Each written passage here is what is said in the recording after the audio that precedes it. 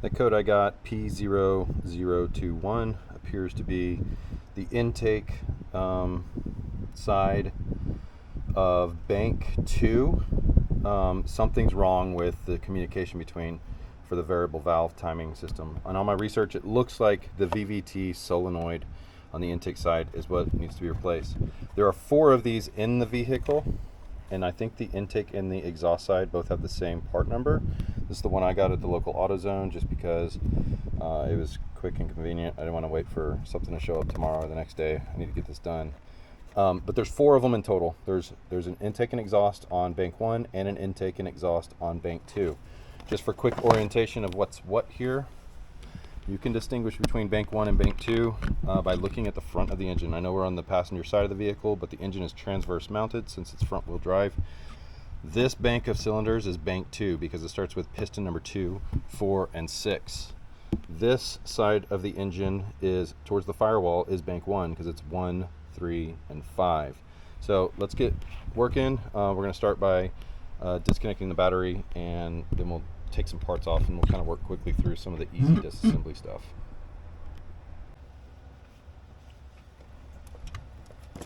I always like to start by disconnecting the battery just because it's safer that way. Don't want to mess up anything, don't want to inadvertently ground something out and mess up the computer. So you can just pull this top cover off where the computer is located on top of the battery box.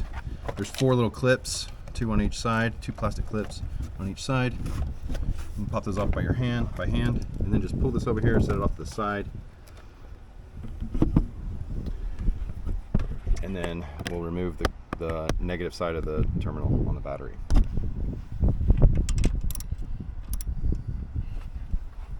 This nut is going to be a 10 millimeter. It's pretty much universal. Most batteries have a 10 millimeter size nut. Just loosen that up a little bit. You don't take it all the way off, and then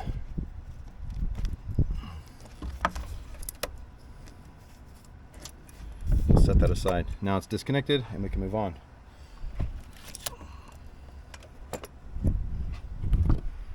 To get the engine cover off, we're going to need a T30 to remove this bolt.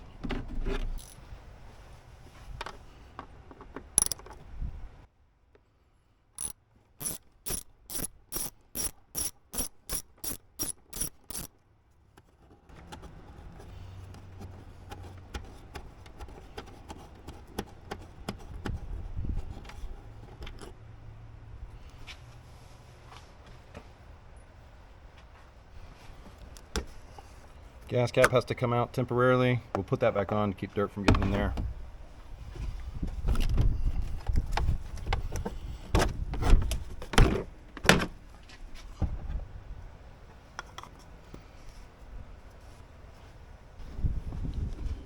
Got another 10 millimeter on this side.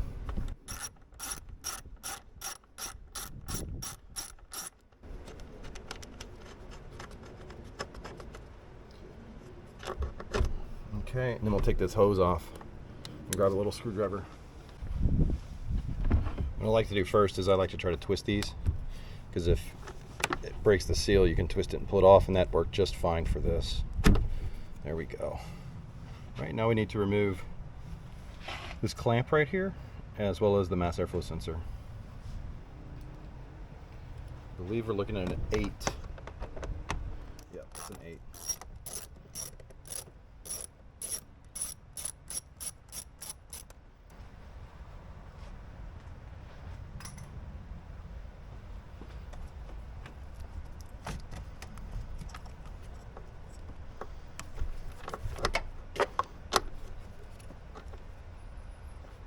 Yep, and we also need to take the one off of the throttle body.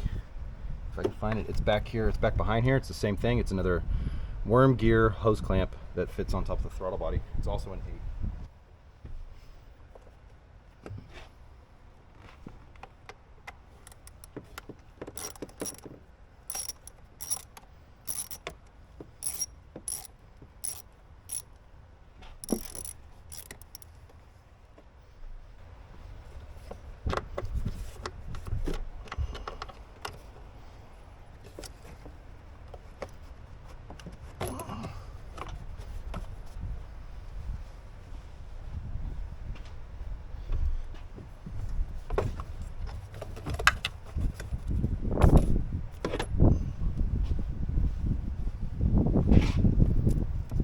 On the bottom of the mass airflow sensor, there's a little red plug. I'll try to get you in here, see if you can see it. There's a little red plug. You're gonna pull this towards you a little bit to disconnect, and then you're gonna push in to release it. I'm gonna do this with 2 hands.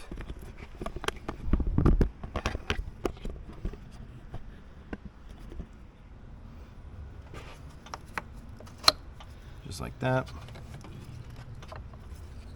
And we'll use a trim tool to remove that.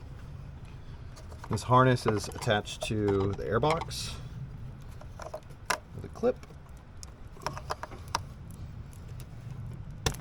So we'll just pull that out like so and tuck this away over here somewhere for now.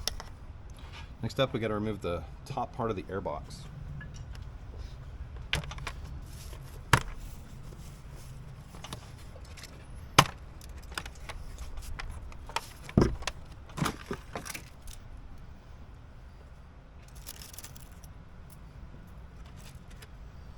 Make sure to get the dirt cleaned out before you take the filter off, so you don't drop anything in there. And if you do, no big deal, because we're gonna pull this whole box out.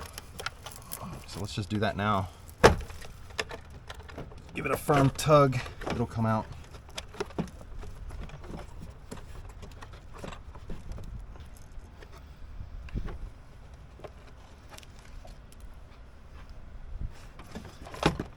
All right, what am I caught on? Move this little baffle out of the way, bellow. Gives me a little bit more freedom.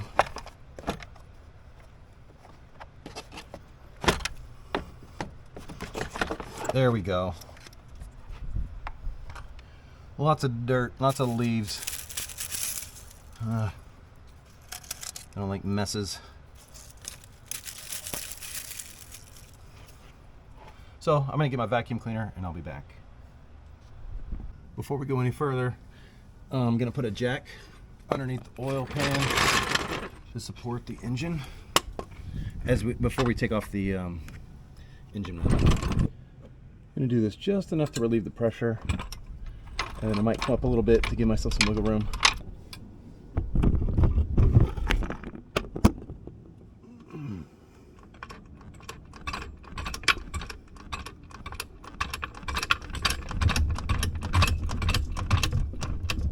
Okay, just a little bit of pressure is taken off the...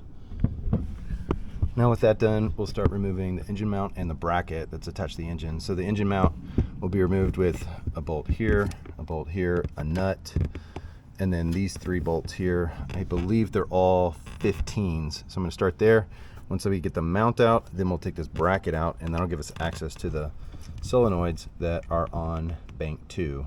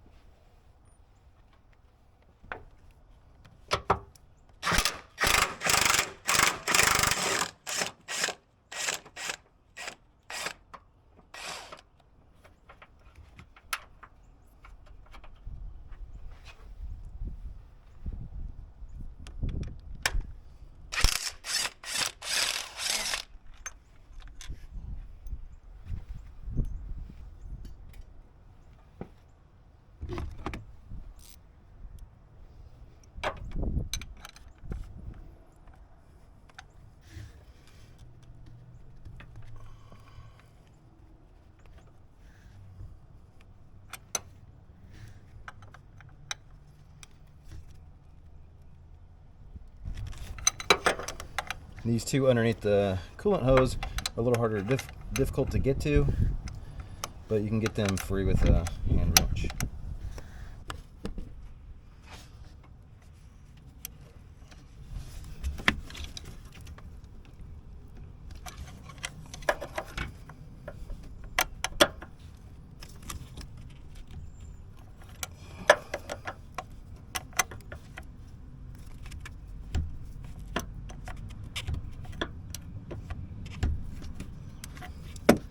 Now that I got them loose, I'm gonna get it the rest of the way without the camera in the way.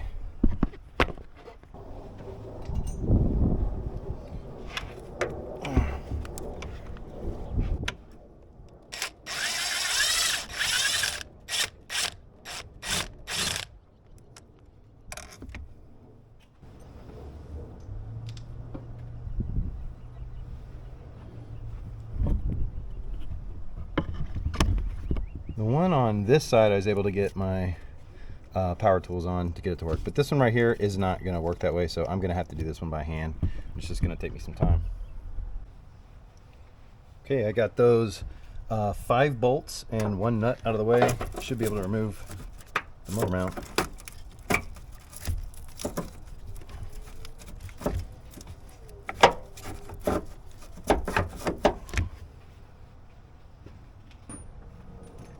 A little bit of a tight squeeze, so what I'm going to do now is I'm going to take off this bracket for the AC line, which might give me a little bit more room.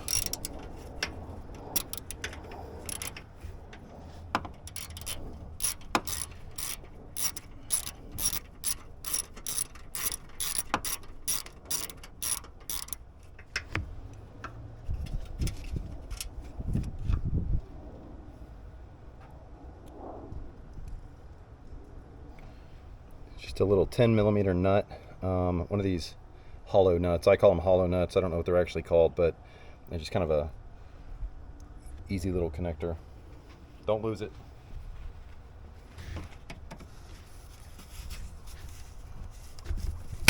Oh, there we go. It's off too. I don't know if that needed to come off or not, but this gives us a little bit more wiggle room. Maybe now I can get that out.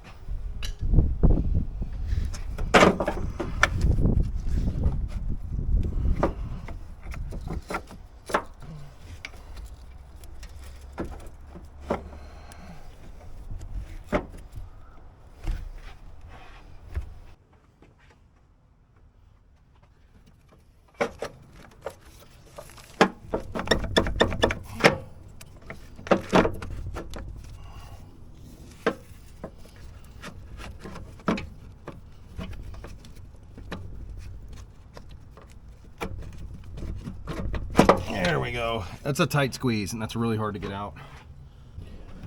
Okay, all cleaned up now. Next up, we have to remove this big bracket here, because this is the piece that is blocking our view from the solenoids. You have a solenoid here, and then there's one below it down here, but both of them are, the bolts are in the way of this bracket. So there's a bolt right here. There's a second bolt right here, and a third bolt right here. I believe they're all 18s. I'm gonna give that a shot to get those off.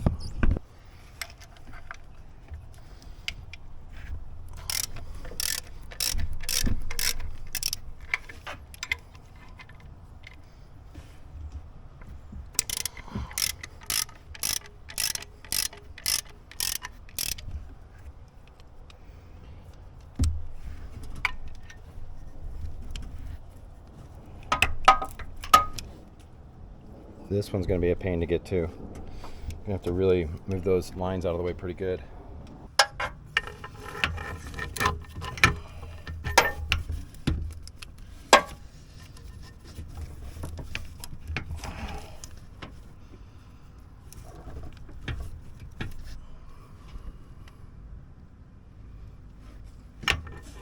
Well, I thought I could do this with you guys watching, but it's going to be hard to get my tools in here with the camera in the way. So if I can't get in there, I'm going to have to move it. I apologize. You can see where I'm trying to go is right behind, ouch, this AC line right in here. And there's about maybe 3/4 of an inch of space. And with any regular socket, even a 3/4 inch socket with the ratchet, I mean, you're at 1.5 inches. So it's going to require a lot of forceful movement.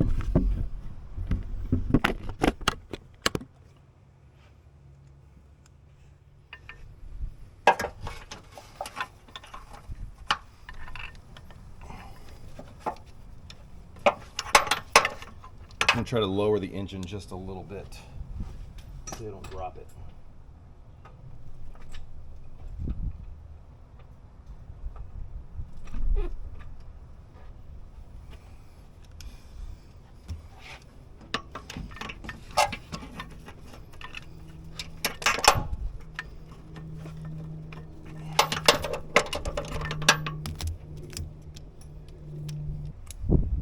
Okay, I'm gonna try a universal joint and a socket.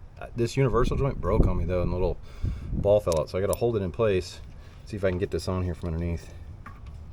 And then I'll try to get my ratchet on there. Wow, I think I'm on. Let's see if I get enough leverage. Oh my gosh, it works.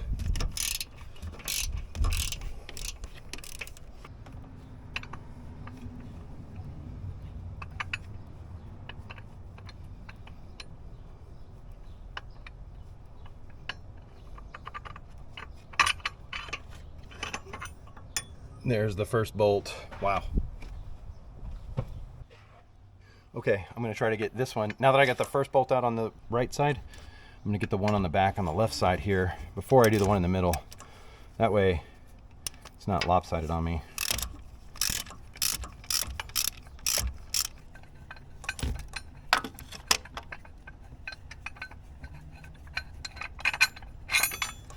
Bolt number 2.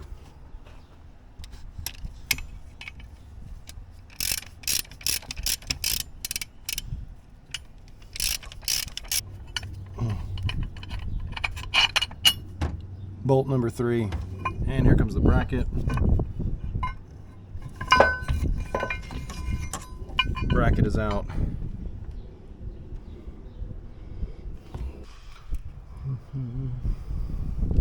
Okay, the code I have.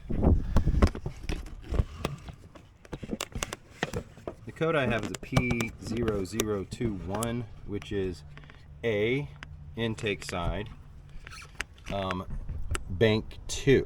So bank 2 we've already discovered is the right cylinder head, because it has 2, 4, and 6 pistons in it, whereas bank 1 is the left cylinder head, which has 1, 3, and 5 pistons in it.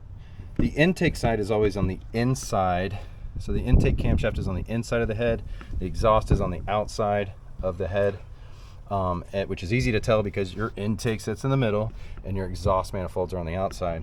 So when you talk about cam sensors, these two guys with the red clips on them are the cam sensors. This is the intake cam sensor. This is the exhaust cam sensor. And there are 2 solenoids, if you can see down here. This one with the green wire sticking out is one of the VVT solenoids, and the one down here that's turned sideways, you might be able to see that,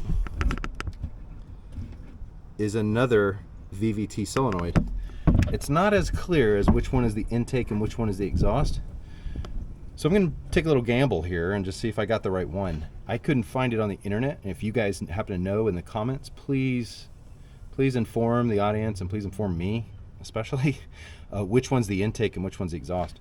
I'm going to gamble, and I'm going to say this one that's next to the intake cam sensor is the intake side of the VVT solenoid. So I'm going to remove this bolt right here. It's a 10 millimeter. I'm going to pull this guy out, unclip this and pull this guy out.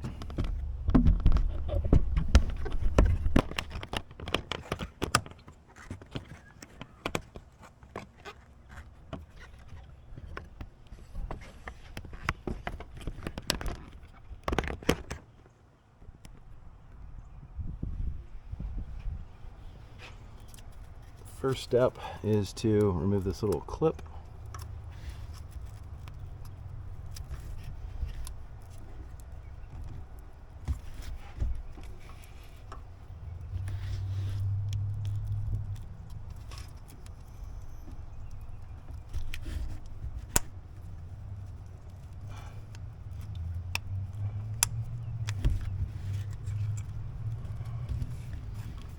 Okay, if you can see this, what I did was I pushed down here on this clip, pushed down, and that relieved the pressure on the inside of the clip. And it looks like it might have even broke it a little bit. I don't know. We'll find out. Oh, I guess well, yeah, that's how you're supposed to do it. You're supposed to push, and it relieves pressure on the clip on the inside, but this broke. So, that sucks. Oh well. And then I'm going to remove this 10 millimeter bolt right here to get the sensor out.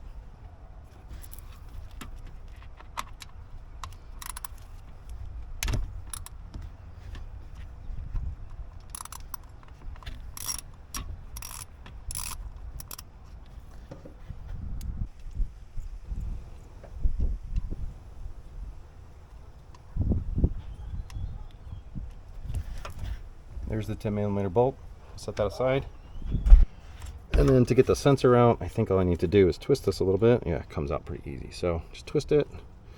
Should break out pretty simply, pretty easily. And here it goes. Here's the VVT sensor. Smells like fresh oil. Fantastic. Okay.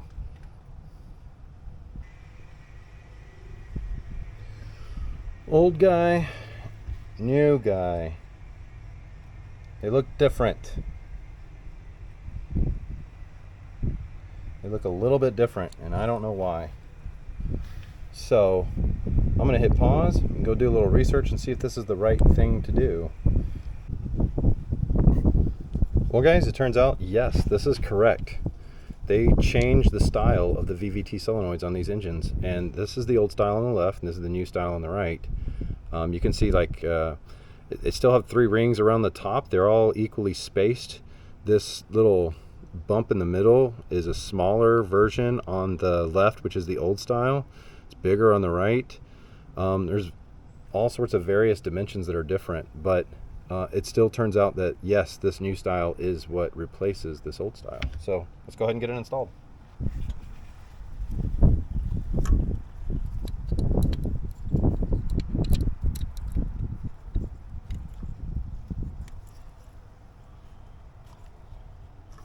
It's very easy to put in. It goes in very smooth. No reason to force anything. If anything is binding, I recommend you take your time and get a straight shot in there. I'm going to put the 10mm bolt back in. I think I can thread it most of the way by hand. Okay, got it in by hand. Going to put the clip back on. Hopefully this guy stays put. Who knows? We'll see. Whatever.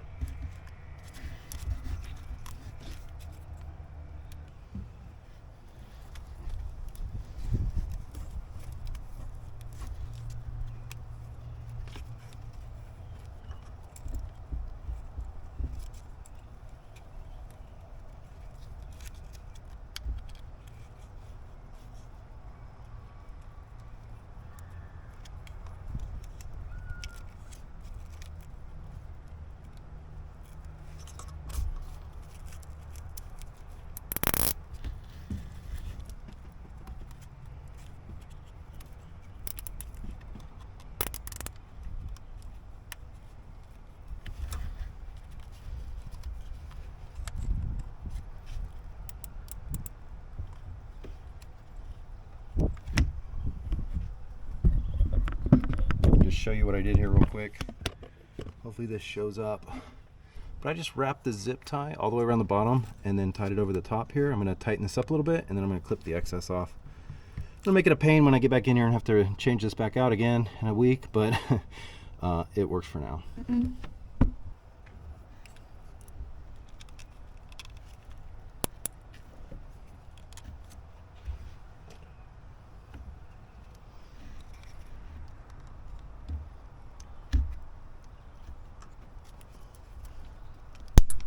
Oh, there goes that.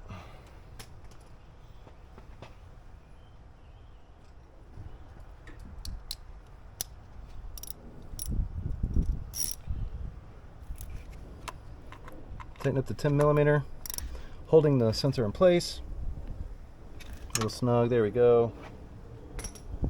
And then we'll install everything else in reverse order, and that'll take care of it.